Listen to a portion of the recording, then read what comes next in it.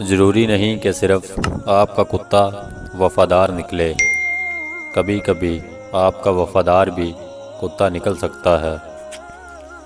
بہت غرور تھا چھت کو اونچا ہونے پر، جب ایک منزل اور بنی تب وہی چھت فرش بن گئی۔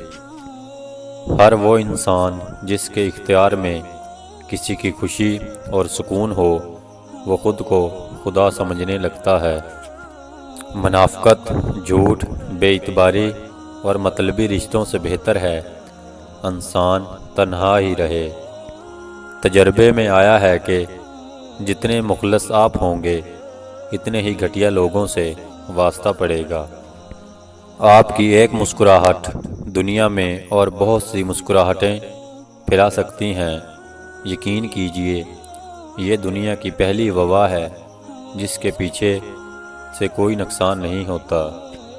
جب لوگ مقابلہ کرنے کی بجائے تمہارے خلاف سازشیں شروع کر دیں تو سمجھ لینا تمہاری کامیابی کا آغاز ہو گیا ہے۔